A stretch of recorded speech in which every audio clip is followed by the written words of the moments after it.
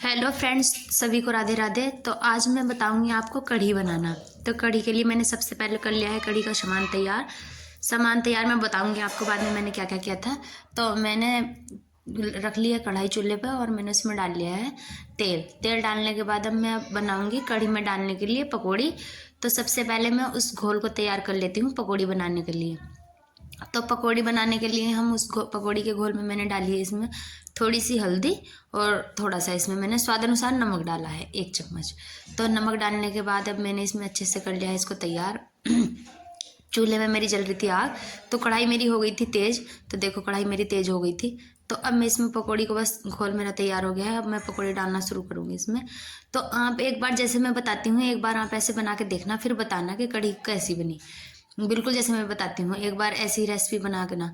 तो अब मैं कढ़ी के लिए ये पकौड़ी बना रही थी। तो पकौड़ी हमें ज़्यादा टाइट नहीं बनानी, हल्के उसकी बनानी है, मतलब घोल को ज़्यादा टाइट नहीं रखना है वरना पकौड़ी टाइट रहती हैं। और हम हल्के घोल की बनाते हैं तो ये पकौड़ी एकदम कढ़ी में डालने के बाद और मोटी मोटी हो जाती हैं, फूल जाती हैं। तो ये खाने में अच्छी लगती हैं, और जो टाइट पकौड़ी होती हैं वो अच्छी नहीं लगती, फूटती भी नहीं। अब इस तक मैंने रख दिए थे, मैंने सोचा मैं गैस पे को अंदर रख देती हूँ चावल। तो देखो सबसे पहले मैंने इसमें चावल में पानी रख के मैंने इनको रख दिया था गैस पे। गैस करके रख दी थी मैंने सिम, क्योंकि हम चावल बिना उसके बनाते हैं, पानी बिना मांड के।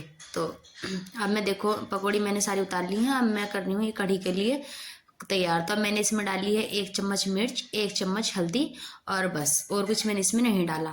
मिर्च और हल्दी ही इसमें मैंने डाली है। अब मैंने इसमें डाल लिया है छाछ को, यानी गांव में बोलते हैं मट्ठा, जो घी निकालते हैं जिससे जब वो बच जाता है, ये मट्ठा मैंने उसमें डाल लिया है। उसके बाद मैंने डाला है मेथी। मेथी के बाद मैंने डाली है इसमें सूखी मिर्च। सूखी मिर्च डालने के बाद अब इसमें मेरा ये कटा हुआ लहसुन और प्याज है।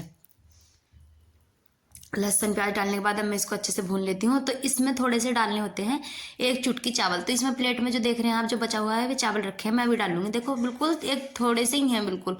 तो ये डालने होते हैं, इससे कहते हैं कि कढ़ी, मतलब जो कढ़ी होती है कहीं भी खा के चले जाओ तो इससे ज़रा थोड़ी सी वो हो जाती है चावल डालने से प्याज वगैरह।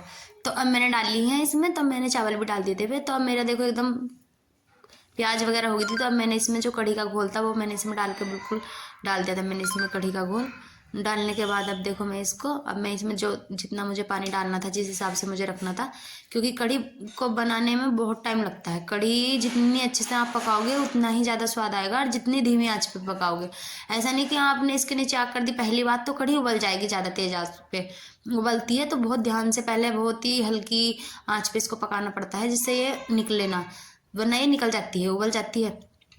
तो मैं इसे बहुत धीमी आंच पे पकाऊंगी। तो अब मैं इसमें जितना मुझे पानी डालना था मैं इसमें पानी डाल लेती हूँ। तो अब देखो मैं इसमें डाल रही हूँ पानी को। तो बस मुझे हो गया था, मुझे इतना ही रखना था। तो अब कढ़ी काफ़ी टाइम कम, तुम मतलब जितने अच्छे से पका सकते हो तुम, देखने में जब दिख जाए कि हाँ कढ़ी पक गई, मैं दिखाऊंगी बाद में मैंने कढ़ी को पका के कितना कर दिया था इसको। तो अब मेरी देखो कढ़ी ये उबल रही थी, तो यहाँ इसके पास बैठना पड़ता है वरना ये कढ़ी उबल जाती है।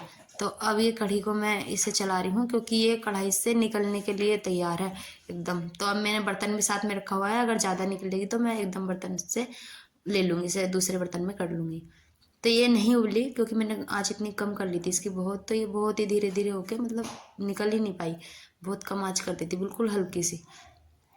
तो देख सकते हो हम बिल्कुल निकलने के लिए तैयार है, बस निकली नहीं, मैं बैठी थी वहाँ तैयार। तो देखो इसमें खद्दा आना शुरू हो गया, अब नहीं उबलेगी। जब खद्दा एक बार आ जाता है फिर नहीं उबलती, तो अब इसमें खद्दा आना शुरू हो गया, अब ये नहीं उबलेगी।